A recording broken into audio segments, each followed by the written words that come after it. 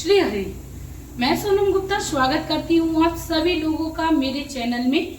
आज की वीडियो में जानेंगे कि पति और बच्चों को आसमां की ऊंचाइयों तक कैसे ले जाएं, क्योंकि हर महिला का सपना होता है उसके पुत्र, उसकी पुत्री, उसके पति आसमां की ऊंचाइयों तक छुए।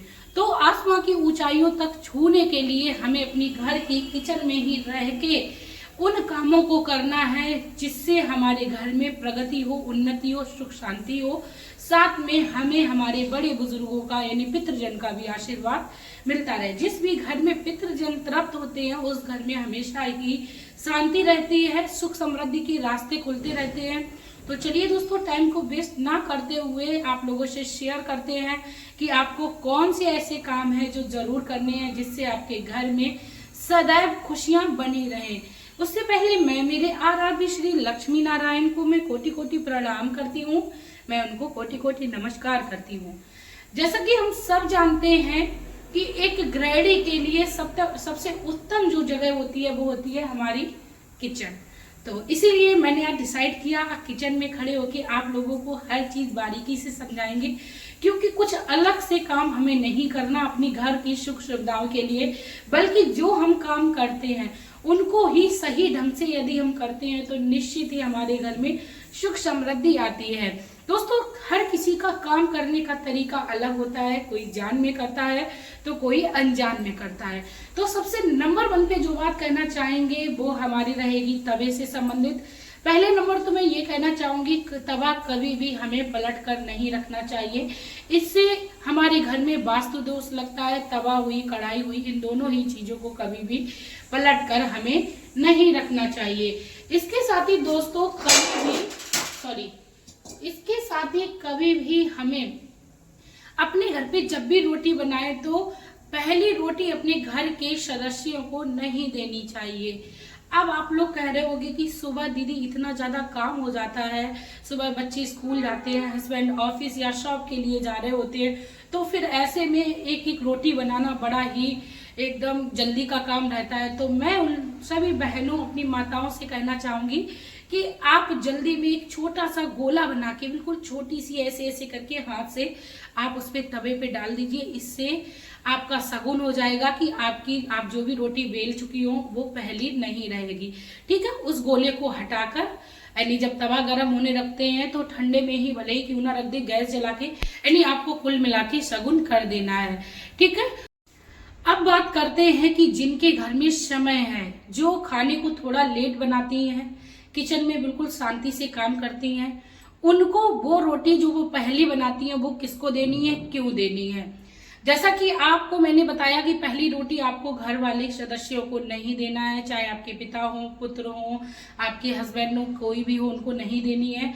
आप यदि पहली रोटी बड़ी सी बना रही हो तो आप उसको चाहे तो गाय को दे सकते हैं, नहीं तो आप पक्षियों को भी खिला सकते हैं। क्योंकि काफी सारे लोगों की ये कमेंट आते हैं कि दीदी मैं सिटी में रहती हूँ या फ्लैट में रहती हूँ या सोसाइटी में रहती हूँ तो वहां पर गाय नहीं मिलती है। तो आप पहली रोटी पक्षियों को भी डाल सकते हो, आपको उसका भी बहुत अच्छा फल मिलेगा। ठीक है, आप लोगों को बात मेरी समझ में आ रही होगी। इसके साथ ही आपको मैं ये भी बता दूं, जो आप छोटे छोटे गोले बना के डाल रही हो उस रोटी को भी आप अपने घर के किसी भी कोने में डाल सकते हो जहां पर चींटे, चींटी या फिर चूहे जो होते हैं, कोई भी कुल मिला के वो पैरों से नहीं पड़नी चाहिए, कॉर्नर में कहीं पर भी रख देनी चाहिए। ठीक है, ये तो हो गई तवे से रोटी बनाने की बात। अब बात हुई रोटी जब बन जाती है उसके बाद कई बार हमने देखा है कि हमारे घर में लोग गरम गरम खाना पसंद करते हैं। हर किसी के घर में यही होता है कि लोग गरम गरम खाना पसंद करते हैं। इसके साथ ही महिलाओं को भी लगता है कि गरम गरम खाना ही अपने घर को खिलाना चाहिए, खिलाना भी चाहिए। आपको अपने परिवार की खुशियों का ध्यान भी रखना चाहिए, लेकिन कभी भी हमें ये गलती नहीं करनी चाहिए कि जैसे ही हमने रोटी को सेका या चिमटे से ही पकड़ के तुरंत किसी की थाली में हमें रोटी को सर्व या पराठा हुई या पूड़ी हुई उसको सर्व नहीं करना है। उससे निकालकर प्लेट में रख के तभी हमें ले जानी चाहिए। कभी भी हमें हाथों में रोटी या पराठा पूड़ी को पकड़कर नहीं ले जाना चाहिए, इससे काफी अशगुन होता है। और हमेशा ही प्लेट बर्तन का इस्तेमाल करना चाहिए। तीसरे नंबर पे बात करेंगे कि जब हम घर में सब्जी बनाते हैं तो काफी बार हमने देखा है कि कई सारी ऐसी सब्जियां होती हैं जिनमें हल्दी इत्यादि नहीं पड़ती है। तो हल्दी नहीं पड़ती है, आप बिल्कुल मत डालिए, लेकिन आपको नियम करना है। भले ही एक चुटकी हल्दी आपको डालनी है, पर आप उसमें थोड़ा सा छिड़काव कर दीजिए, क्योंकि हमारे हिंदू धर्म में ऐसी मान्यता है, बिना हल्दी की जो सब्जी है वो हम गलत समय पर बनाते हैं, यानी हमारे घर में कोई गलत काम होता है, बोले तो किसी की मृत्यु हो जाती है, तब ऐसे में हम वो सब्जी बनाते हैं। तो थोड़ा सा आपने नियम कर लेना है, एक बिल्कुल चीटी के बराबर, यानी बिल्कुल थोड़ी सी आपको हल्दी लेनी है, उसमें छिड़काव करना है, ठीक है। तो ये नियम आपको करना है। दूसरे नंबर पे आपको सब्जी बनाते समय ये भी याद रखना है, जैसा कि मैं बता रही हूँ, जल्दी जल्दी का काम रहता है हर किसी का, तो जल्दी में आपको ये भी काम नहीं करना है, जैसे कि मैंने बताया कि आपको डायरेक्ट तवे से रोटी ले जाके किसी की थाली में नहीं रखनी है, पहले आपको दूसरे बर्तन में रखनी है, फिर आपको देनी। ठीक वैसे ही आप जब सब्जी बनाए और सब्जी किसी को दे, तो आपको गैस के ऊपर या चूल्हे के ऊपर रखी हुई कढ़ाई से डायरेक्ट सब्जी किसी की थाली में नहीं परसनी है। आपको वो कढ़ाई उठाकर पहले स्लिप या आपके यहाँ जो भी बोलते हैं उस पर रख लेनी है, उतार के नीचे रख लेनी है, उसके बाद सर्व करना है। क्योंकि ऐसा माना जाता है कि हम जो सपने सजाते हैं वो हमारे मन से उतर जाते हैं, तो हमें उतारना नहीं है, सब कुछ अपने मन में चढ़ाना है, हर सपनों को पूरा करना है, ठीक है। तो आपको इस तरीके से काम नहीं करना है। इसके साथ ही कई बार हमने देखा है कि कई लोग एक बार सुबह की रोटी बनाने के बाद चकला बेलन जो है वो ऐसे ही रख देते हैं, ये सोच के कि शाम को इसी में खाना फिर से बन जाएगा। तो मैं कहना चाहूंगी कि चकला बेलन हमेशा ही हमें धोना चाहिए, हर बार धोना चाहिए। लेकिन हाँ, काफी बार कई जगह ये भी मान्यता मानी जाती है कि तुरंत चकला बेलन नहीं धोना चाहिए। तो आप कुछ खा पी ले सभी लोग अपने घर के, उसके बाद धो लें। और इसके साथ ही आप लोगों को मैं एक बात और बताऊंगी, क्योंकि इसमें वैज्ञानिक दृष्टि से भी देखा जाए तो जब उसमें आटा लगा होता है, जो किचन में थोड़े बहुत छोटे छोटे कीटाणु होते हैं जो हमें नहीं दिखते हैं, मतलब जीव होते हैं जो हमें नहीं दिखते हैं, वो कहीं ना कहीं हमारे चकला बेलन को या खाने पीने की चीजों को प्रदूषित करते रहते हैं, यदि हम यूं ही खुला या पड़ा हुआ छोड़ देते हैं। तो इससे भी कई सारी बीमारियां लगती हैं। तो चकला बेलन हमें दोनों ही टाइम समय पर धोना चाहिए।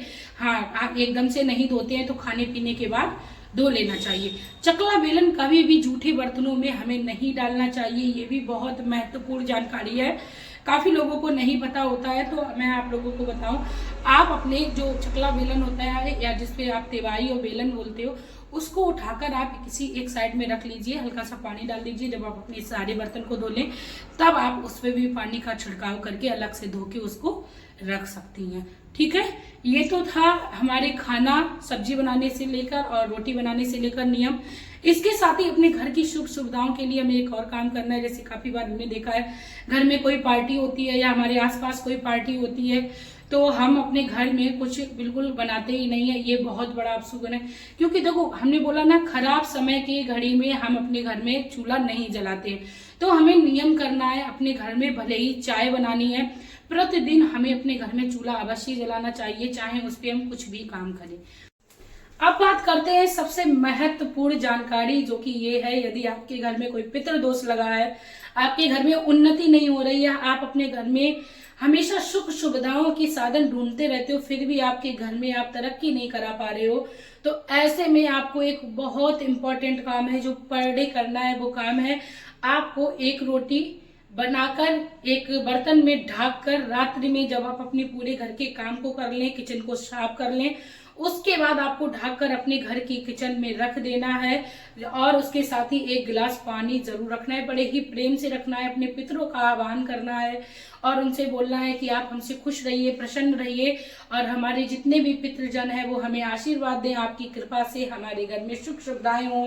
और इस तरीके का काम जो भी जिस भी घर में किया जाता है, आप ना मानो तो करके देखिए। यदि आपको लगता है कि आपके घर में सुख समृद्धि नहीं है, आपके घर में तरक्की नहीं हो पा रही है, तो इस तरीके का ये भी कार्य करके आप देख लीजिए। क्योंकि ऐसी मान्यता है कि रात्रि के समय हमारे पितृजन भी हमारे यहाँ आते हैं, तो ये काम भी आप कर सकते हो। ठीक है, तो आप ये करिए। इसके साथ ही आपको पितृदोष से मुक्ति के लिए आपको 1 बाल्टी अपने घर की किचन में भरकर जरूर रखनी है। ठीक दोस्तों, इस तरीके के काम यदि आप प्रतिदिन करते हो, नियम पूर्वक करते हो, तो आपके घर में वो दिन दूर नहीं है, सारी तरक्की होगी। और जब भी समय मिले तो हमें अपने पितृजन का भी स्मरण करना चाहिए, उनसे आशीर्वाद मांगना चाहिए। इससे भी हमारे घर में काफी ज्यादा तरक्की होती है, हमारे पुत्र, हमारे पति उन्नति के रास्ते पर चलते हैं। ठीक है दोस्तों, ये सारे नियम यदि आप इतने सारे नियम कर लेते हो तो आप अपने घर में खुद से देखेंगे बदलाव होंगे। छोटे छोटे हमारे कार्य हमारे जीवन में काफी ज्यादा हमें खुशियां प्रदान करते हैं। चलिए दोस्तों, मिलते हैं नई वीडियो में नई जानकारी के साथ। वीडियो अच्छी लगी तो प्लीज वीडियो को लाइक करिए, चैनल को सब्सक्राइब करिए, साथ में एक प्यारा सा कमेंट करिए। तो चलिए मिलते हैं। आप लोगों की कोई और प्रॉब्लम हो तो मुझे कमेंट करिए। मैं हर कोशिश करती हूँ अपनी बहनों माताओं की समस्याओं से मुक्ति पाने को कुछ ना कुछ ऐसा उपाय बता दूं जिससे वह भी अपने जीवन में खुश हो सके। हंसते रहिए, मुस्कुराते रहिए, श्री हरि के चरणों में ध्यान को लगाते रहिए, अपने जीवन में अपने परिवार में खुशियों को भरते रहिए। जय हो।